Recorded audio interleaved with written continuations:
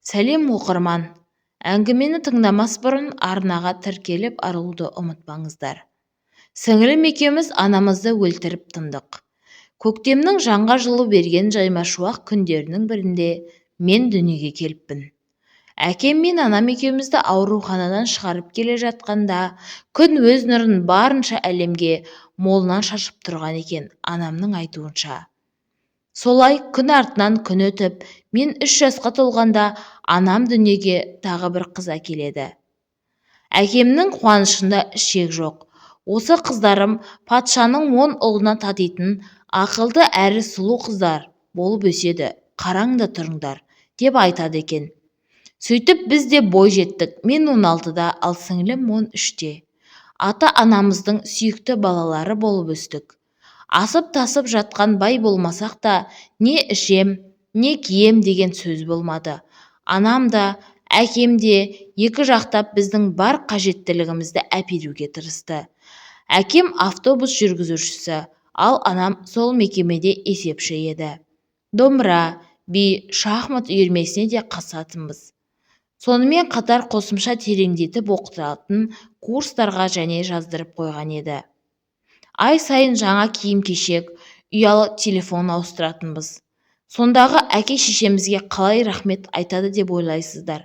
Жиналмаған үй, әр жерде, тіпті ата-анамызды кереуетіне дейін тамақтың қалдықтары, қабықтары шашылып жататын. Ыдыс-аяқ жуылмай, кешке анам жұмыстан келгенше тұратын мелдіреп. Әкем ұрсатын, бізді салақ болып өсіп келе жатыр деп. Ондайда анам байғұс бізді қорғап шыр-пыр шығатын. Кейде екеуінің біз үшін қатты жанжалдасып жатқанын еститінбіз. Әкем бізге ренжіп, талай рет үйден кетіп қалып жүрді. Бірақ одан түзелетін біз болмадық. Бақытты отбасының шаңырағын шайқалтып жүргенімізді тіптен ескермедік.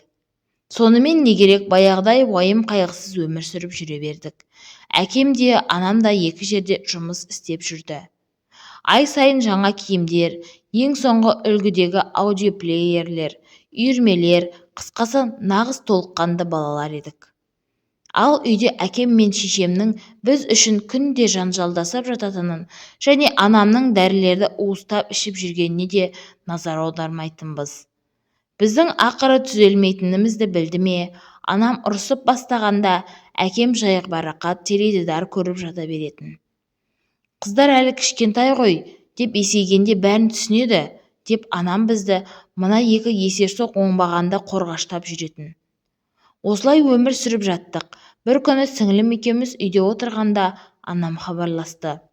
Өзімен бірге жұмыс жасайтын құрбысын үйге ертіп әкелетін және біздің үйдің ішін жинастырып қоюымызды өтініп сұрай бастады. Қызым, мен кешке құрбымды ертіп әкелемін. Ал, дедім мен қысағызымды шаймаңдап. Жаным, сенің ақылың бар ғой, құлыным. Үйдің ішін ретке келтіріп қойыңдаршы. Сендерден басқа ештеңе сұрап тұрған жоқпын ғой, деп анамның үні өте жалынышты шықты. Жарайды, кішкентай емеспіз, мен тұтқаны қоя салдым. Сіңілім екеуміз анамның көңілін қалдырмайық деп үйді жинай бастадық.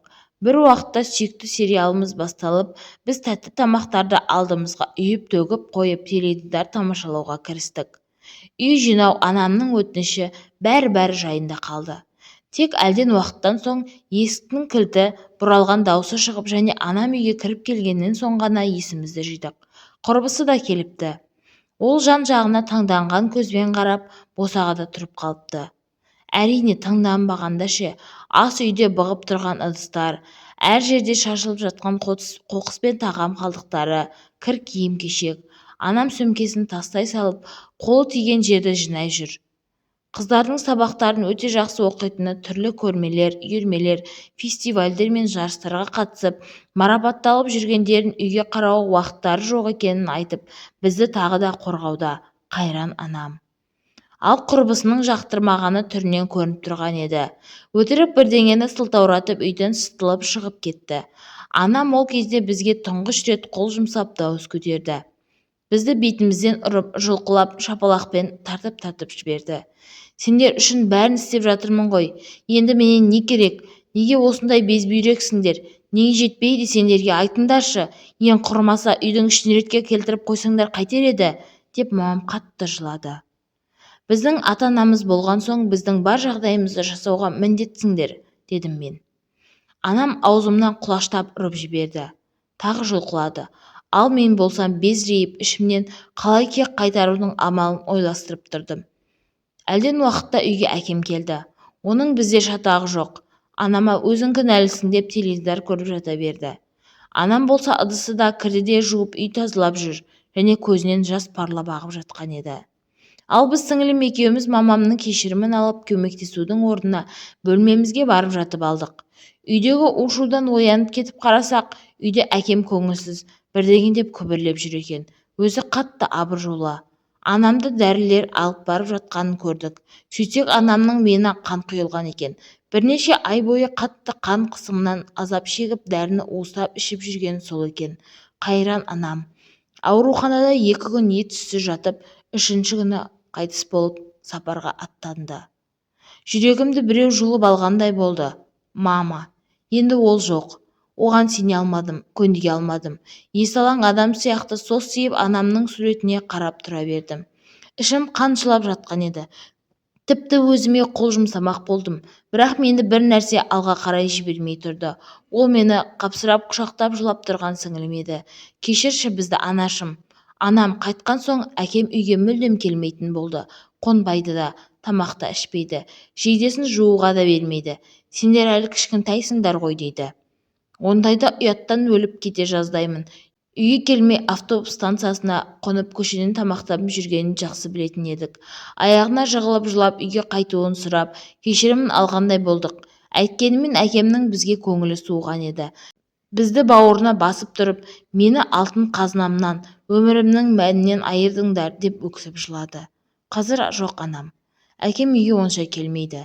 Тек қажетіңе жарат деп ақша беріп тұрады. Сүйрелеңдеп өмір сүріп жатырмыз, көңілсіз. Анамды қатты сағынам. Онымен өткізген әрбір минутымды еске аламын. Дәл қазір анамды қайтару үшін бәрін де беруге даярмын. Бірақ әттең, ештеңе орнына қайтып келмейді. Сондықтан айтарым, әрқашан аналарыңызды қадірлеңіздер. Ата-аналарыңыз болмаса, бұл өмірде бала деген ешкім емес екен.